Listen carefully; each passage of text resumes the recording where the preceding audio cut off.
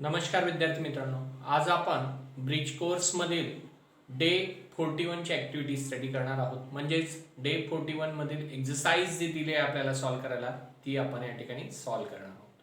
So friends, let's concentrate on question number first of today's exercise.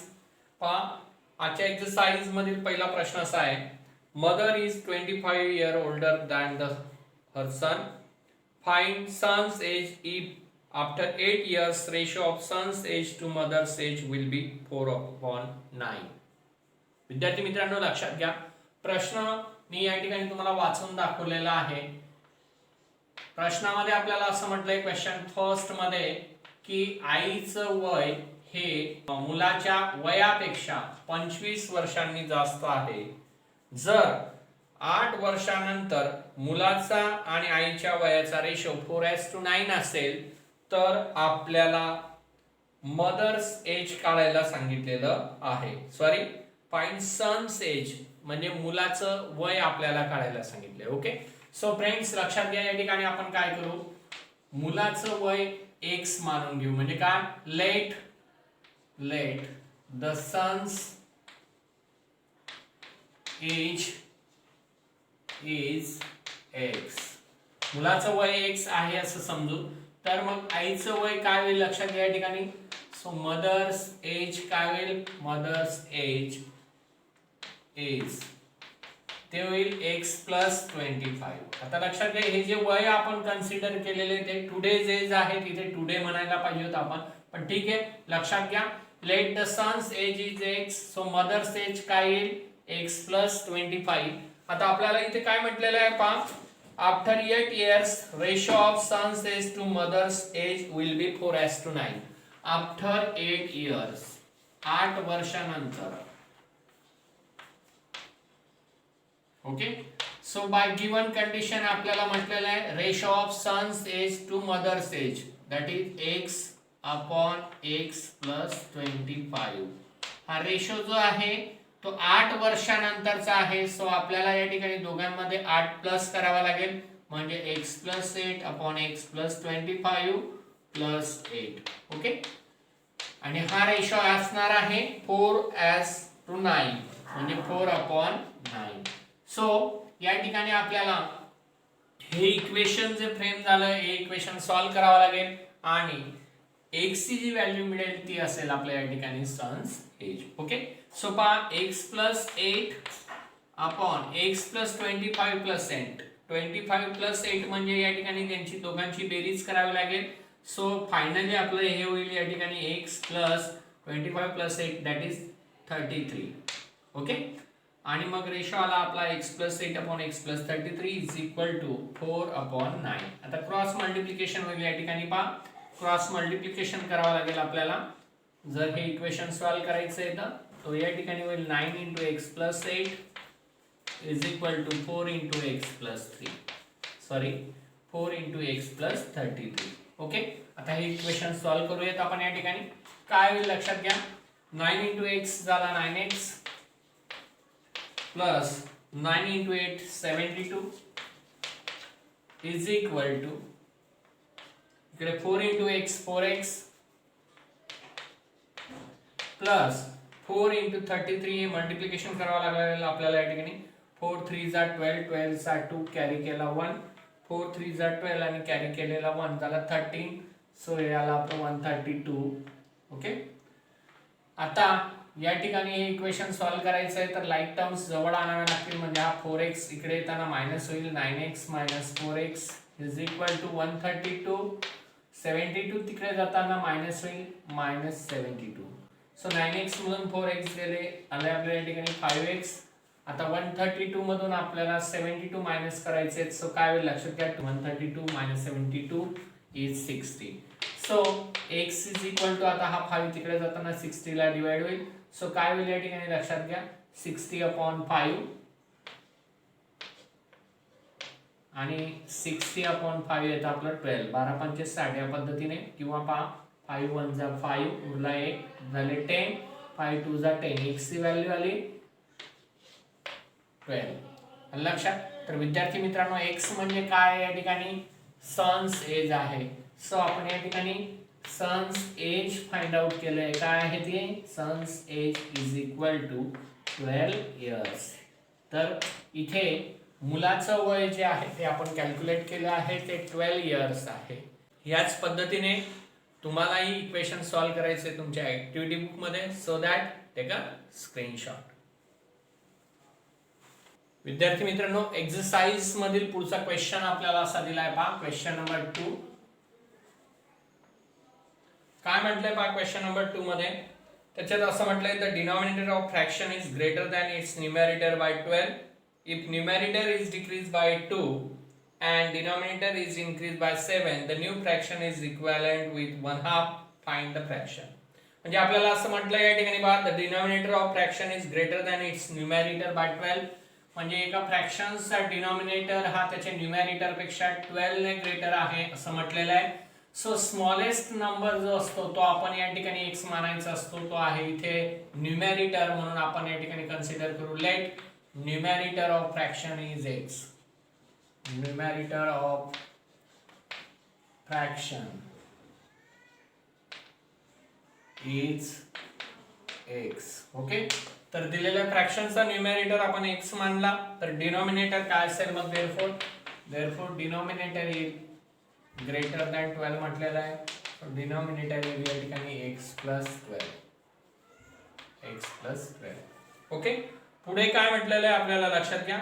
if numerator is decreased by 2, if numerator is decreased by 2 आणि म्हटलंय denominator is increased by 7. Denominator is increased by 7. Denominator is increased by 7. Denominator is increase by 7. तर म्हटलं आपल्याला the new fraction is equivalent with 1/2. The new fraction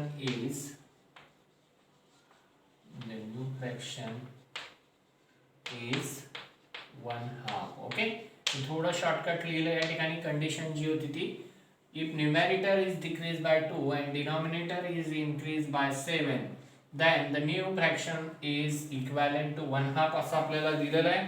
so या कंडिशनचा use करून आपल्याला new fraction जो असेल तो या ठिकाणी सर्च करायचा आहे, शोधायचा आहे.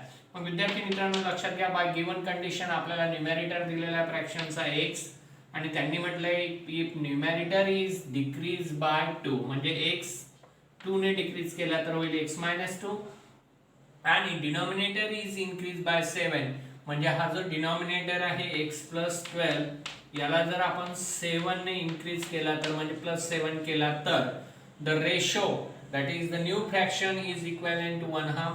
न्यू फ्रॅक्शन हा 1/2 असणार आहे. सो या ठिकाणी आपलं हे इक्वेशन फ्रेम आउट झालेलं आहे.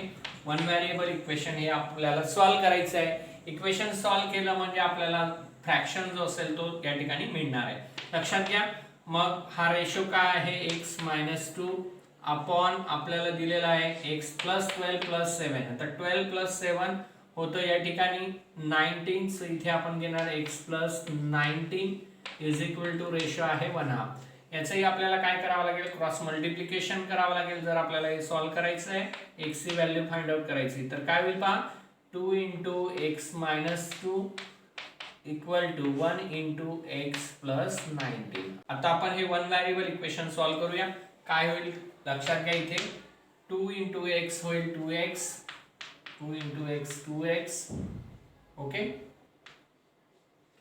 minus 2 × 2, that is -2 × 2 is 4, 2 2s are 4, equal to इथे होईल 1 × x, that is 1x x, 1 × 19 is 19, so plus 19. आता लक्षात घ्या, या ठिकाणी लाईक टर्म जवळ येतील म्हणजे तिकडचा x इकडे येताना मायनस होईल, 2x - x is equal to हा -4 तिकडे जाताना प्लस होईल आपला या ठिकाणी 19 + 4. सो 2x - x झाला x इज इक्वल टू 19 + 4 झाले 23. तर x ची व्हॅल्यू आली आपली या ठिकाणी 23. आता आपल्याला फ्रॅक्शन विचारलेला आहे. फ्रॅक्शन काय आहे? मूळ फ्रॅक्शन जो आहे आपला तो इथे असा दिलेला आहे की न्यूमरेटर फ्रॅक्शनचा x आहे, डिनॉमिनेटर आहे x प्लस 12. देअरफॉर आपण या ठिकाणी असं म्हणणार पहा फ्रॅक्शन इज इक्वल टू तो काय आहे आपला x अपॉन x प्लस 12.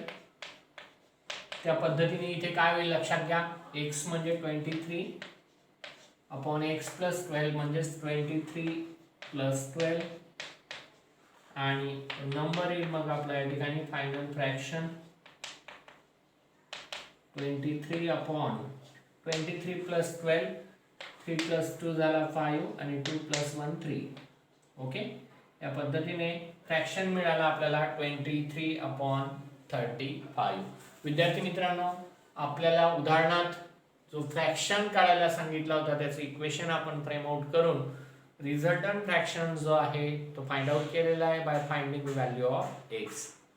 तुम्हालाही याच पद्धतीने सॉल्व करायचं आहे, so that take a screenshot. विद्यार्थी मित्रांनो, नेक्स्ट क्वेश्चन दिलेला आहे आपल्याला पहा एक्सरसाइज मध्ये क्वेश्चन 3. तो असा आहे पहा, काय म्हटलंय, Joseph's weight is 2 times the weight of his younger brother. Find Joseph's weight if sum of their weights is 63 kilogram. जोसेफचं वजन त्याच्या लहान भावाच्या वजनाच्या दुप्पट आहे. सो आपण त्याच्या लहान भावाचं वजन जे आहे ते या ठिकाणी x मानू. Let the younger brothers weight is x. Younger ब्रदरचं वेट जर आपण x मानलं तर जोसेफचं वेट काय होईल लक्षात घ्या, जोसेफ्स वेट होईल या ठिकाणी 2x, कारण जोसेफचं वेट हे त्याच्या यंगर ब्रदरच्या वेटच्या ट्वाइस आहे असं म्हटलेलं आहे. सो जोसेफ्स वेट होईल या ठिकाणी 2x. आपल्याला बाय गिवन कंडिशन या ठिकाणी आपण म्हणूयात आता बाय गिवन कंडिशन म्हणजे उदाहरणात दिलेल्या अटीनुसार. उदाहरणात असं म्हटलंय पहा की जोसेफचं वजन हे त्याच्या लहान भावाच्या वजनाच्या दुप्पट आहे आणि दोघांच्या वजनाची बेरीज 63 किलोग्राम आहे. सो या ठिकाणी आपण लिहिणार पहा जोसेफच्या भावाचं वजन म्हणजे x प्लस जोसेफचं वजन म्हणजे 2x इज इक्वल टू म्हटलंय आपल्याला 63 किलोग्राम. सो इथे घेणार 63 किलोग्राम. ओके, सो इक्वेशन आपल्याला या ठिकाणी मिळालं, हे इक्वेशन आपल्याला सॉल्व करायचं आहे. x प्लस 2x 63 हे म्हणजेच झालं या ठिकाणी x plus 2x 3x, 3x is equal to 63. So x is equal to आपलं होईल 63 अपॉन 3. ओके, मग आता इथे आपल्याला 63 ला 3 ने डिवाइड करायचं आहे. So x is equal to काय लक्षात घ्या, 3 2 जा 6. ओके, आणि 3 1 जा 3. या पद्धतीने x इज इक्वल टू आला आपलं 21 आणि x म्हणजेच काय आहे, यंगर्स ब्रदर्स वेट आहे बरोबर. आपल्याला मात्र जोसेफचं वेट काढायला सांगितलेलं आहे म्हणजे जोसेफचं वजन काढायला सांगितलं आहे. सो जोसेफ्स वेट काय होईल लक्षात घ्या, जोसेफ्स वेट जे आपल्याला या ठिकाणी दिलेलं आहे 2x. ओके, सो इथे होईल 2x म्हणजे 2 into 21 दॅट इज 21 2 झालं 42 किलोग्राम हे असेल जोसेफचं वेट. लक्षात आलं विद्यार्थी मित्रांनो, या पद्धतीने उदाहरणात दिलेल्या माहितीचा उपयोग करून आपण जोसेफचं वेट जे आहे ते फाइंड आउट केलेले आहे by framing the equation in one variable. So friends, तुम्हालाही याच पद्धतीने एक्झाम्पल सॉल्व करायचं आहे. त्यासाठी एक स्क्रीनशॉट घेऊन टाका, एक स्क्रीनशॉट. विद्यार्थी मित्रांनो, या पद्धतीने आजच्या लेक्चरला आपण डे 41 ची एक्सरसाइज रेडी केली आहे. तुम्हाला आपला आजचं लेक्चर नक्की आवडलं असेल. लेक्चर आवडलं असेल तर लाईक करा, कमेंट करा, शेअर करा आणि हो, अजूनही आपल्या चॅनलला सबस्क्राईब केलं नसेल तर तात्काळ सबस्क्राईब करा. थँक्यू.